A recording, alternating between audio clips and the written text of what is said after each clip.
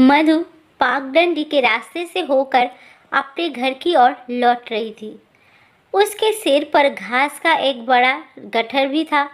उसके पैरों की पायल की छन छन दूर खड़े प्रेम के कानों में गुंजी, तो वो पेड़ की छाया छोड़ उस पगडंडी को देखने लगा। मधु को पास आता देख प्रेम के दिल की धड़कन तेज हो गई और उसका दिल उससे मिलने को मचलने लगा।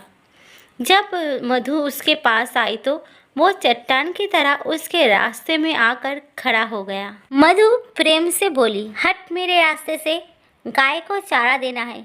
मधु ने प्रेम को रास्ते से हटाते हुए कहा, गाय को तो तू रोज चारा डालती है, पर मुझे तू घास तक नहीं डालती। तेरे बापू किसी ऐरे गैरे के शादी कर देंगे, इससे अच्छा है कि तू मुझसे शादी कर ले। रानी बनाकर रखूंगा तुझे। तू सारा दिन काम करती रहती है, मुझे बिल्कुल भी अच्छा नहीं लगता। गांव में और भी कई लड़कियां हैं, तू उनसे अपनी शादी की बात क्यों नहीं करता?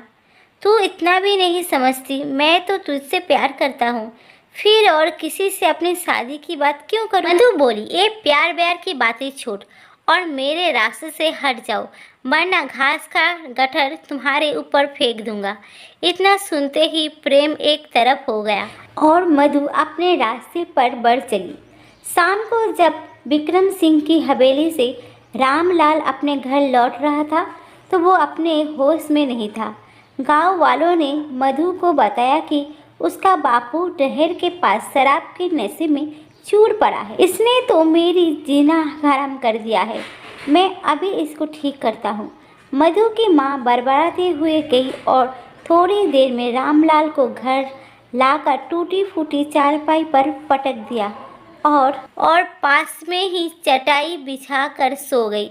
सुबह होते ही मधु की माँ रामलाल पर भड़क उठी, रोज शराब के नशे में चूर रहते हो, सारा दिन विक्रम सिंह की मजदूरी करते हो और शाम होते ही शराब में डूब जाते हो। आखिर ये सब कब तक चलता रहेगा? मधु भी सयानी होती जा रही है, उसकी भी कोई चिंता है कि नहीं?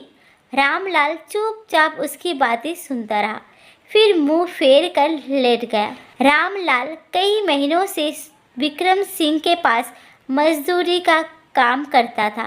खेतों की रखवाली करना और बाग बगीचों में पानी देना उसका रोज का काम था। दरअसल कुछ महीने पहले रामलाल का छोटा बेटा निमोनिया का शिकार हो गया था। पूरा शरीर पीला पड़ गया था। गरीबी और तंगहाली के चलते वो उसका सही इलाज नहीं कर पाया। एक दिन उसके छोटे बेटे को दौरा पड़ा तो रामलाल फौरन उसे अस्पताल ले गया।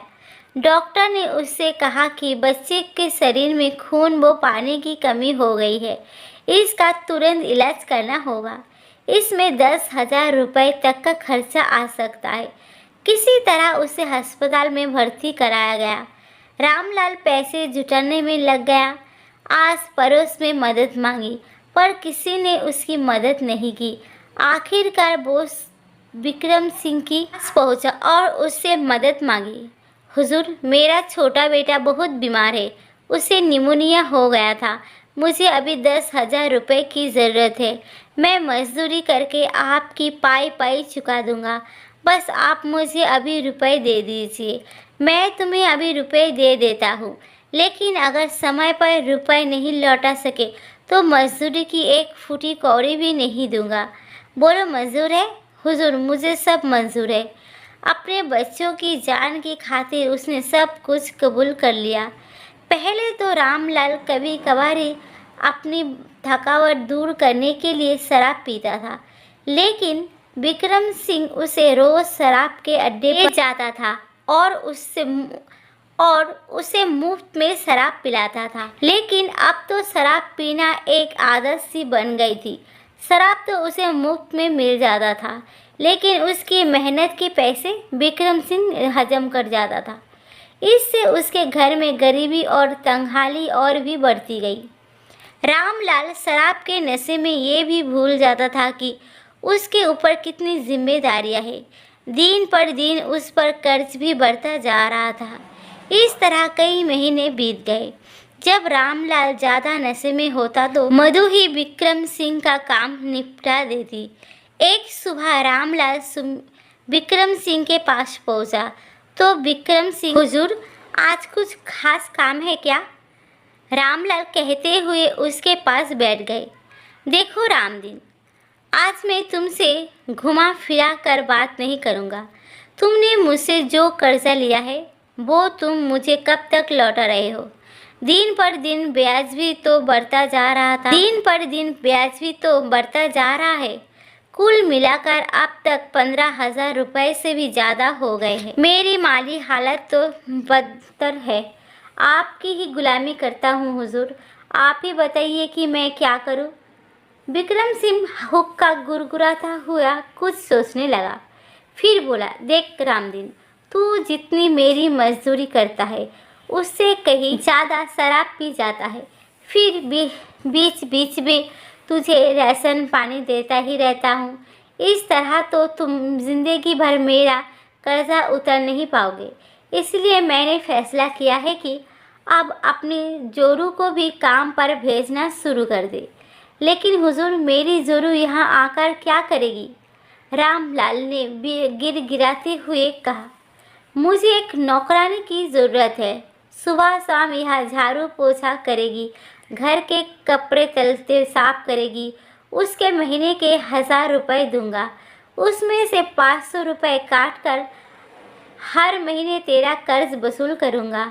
अगर तुम ये भी ना कर सके तो तुम मुझे जानते ही हो कि मैं जोरू और ज़मीन सब कुछ अपने कब्जे में कर लूँगा। लेकिन हुजूर, मेरी जोरू पेट से है और उसकी कमर में भी हमेशा दर्द रहता है।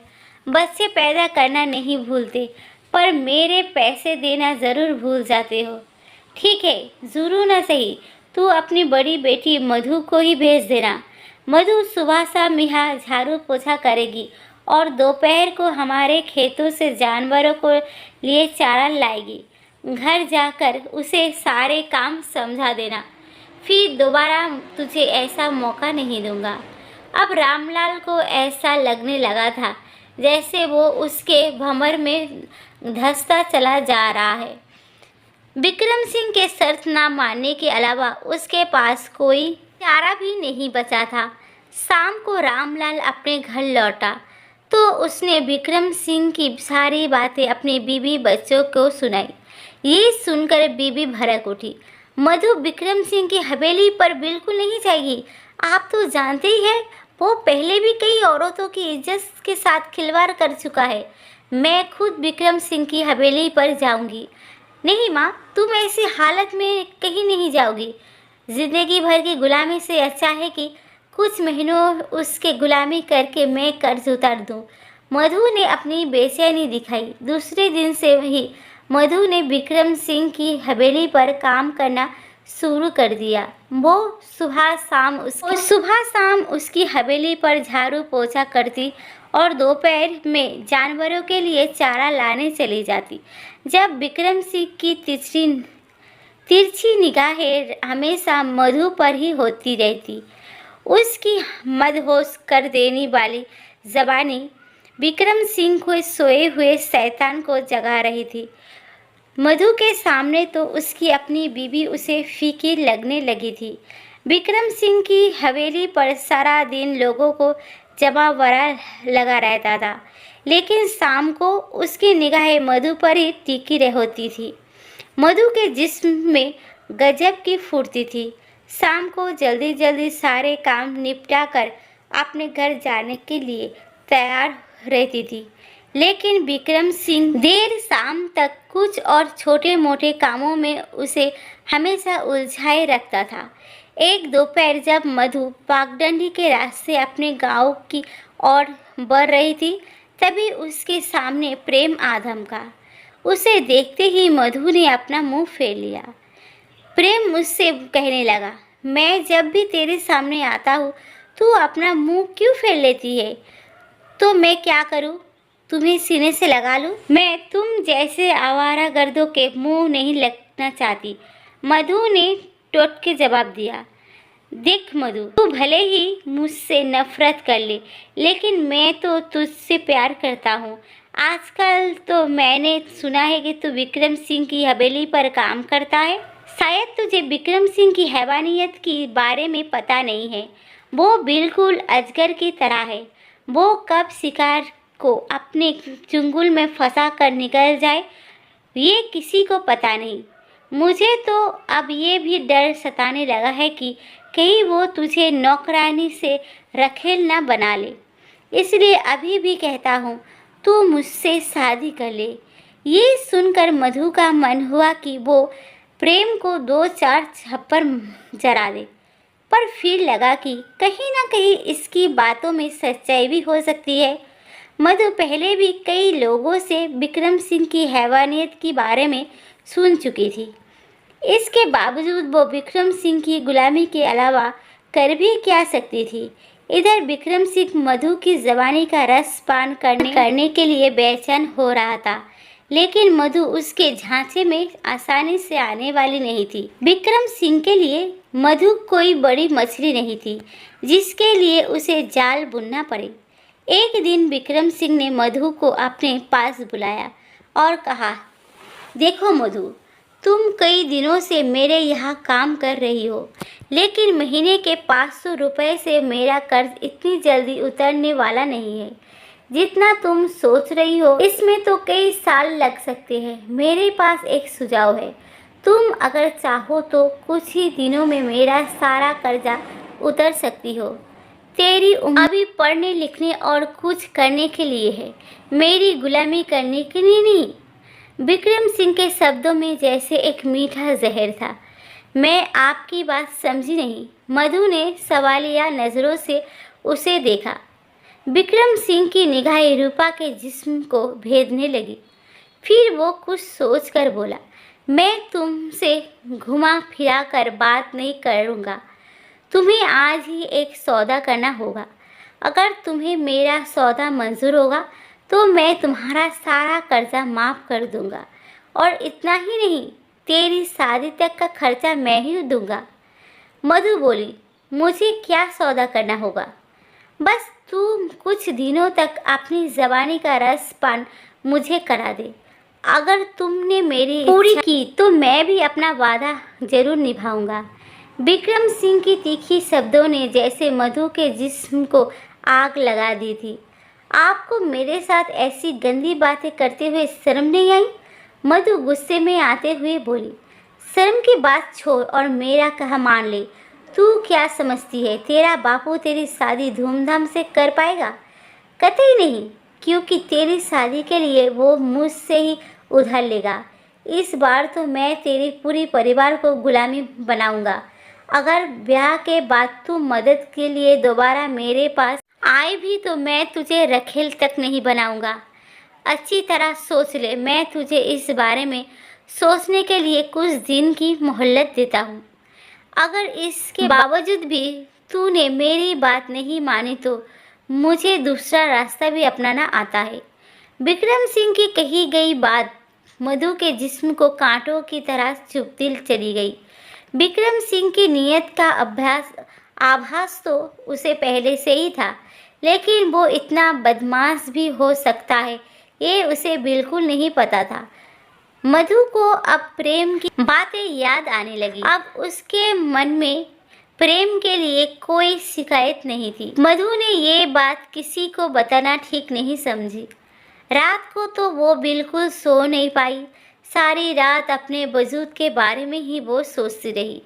मधु को विक्रम सिंह की बातों पर तनिक भी भरोसा नहीं था। उसे इस बात की ज़्यादा चिंता होने लगी थी कि अगर अपना तन उसे सौंप भी दिया तो क्या वो भी अपना वादा पूरा करेगा? अगर ऐसा नहीं हुआ तो अपना सब कुछ गवा कर भी बदनामी के अलावा मुझे कुछ नहीं मिलेगा। इधर विक्रम सिंह भी मधु की जवानी का रस पान करने के लिए उतावला हो रहा था। उसे तो बस मधु की हाँ का इंतज़ार था। धीरे धीरे वक्त गुजरता रहा, लेकिन मधु ने उसे अब तक कोई संकेत नहीं दिया था। विक्रम सिंह ने मन ही मन कुछ और सोच लिया था। ये सोचकर मधु की भी बेचैनी बढ़ती जा रही थी। उसे खुद को विक्रम सिंह से बचा पाना मुश्किल लग रहा था। एक दोपहर जब मधु विक्रम सिंह के खेतों में जानवरों के लिए चारा लाने गई तो सबसे पहले उसकी निगाहें प्रेम को तलाशने लगी, पर प्रेम का कोई अता पता नहीं था। फिर वो अपने काम में लग गई। तभी किसी ने उसके मुंह पर पीछे से हाथ रख दिया। मधु को लगा शायद प्रेम होगा, लेकिन जब वो पीछे की ओर मुड़ी तो दंग रह गई। वो कोई और नहीं बल्कि विक्रम सिंह था। उसकी आंखों में वासना का भूख नजर आ रही थी। तभी विक्रम सिंह ने मधु को अपनी मजबूत बाहों में जकड़ते हुए कहा, आज तुझे मुझसे कोई बचाने वाला नहीं है। अब तेरा इंतज़ार भी करना बेकार है। तो बस आज रात आपके पास आने वाली ही थी। अभी आप मुझे छोड़ दीजिए, वरना मैं शोर मचाऊंगी।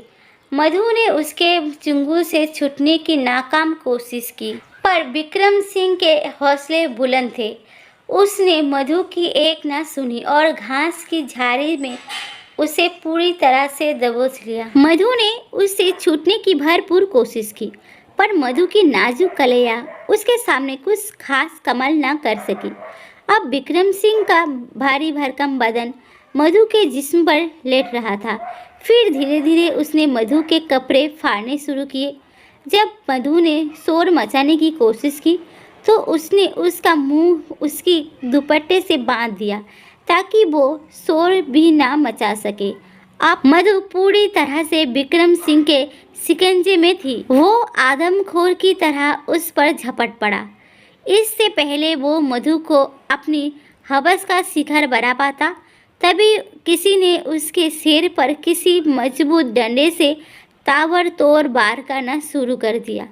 कुछ ही देर में वो ढेर हो गया। मधु ने जब गौर से देखा तो उसे वो कोई और नहीं बल्कि प्रेम था।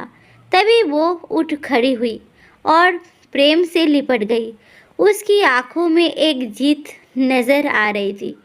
प्रेम ने उसे हौसला दिया और कहा, तुम्हें अब डरने की कोई ज़रूरत नहीं है। मैं इसी तरह तेरी हिफाजत जिंदगी भर करता रहूँगा। मधु ने प्रेम का हाथ थाम लिया और अपने गांव की ओर चल दी।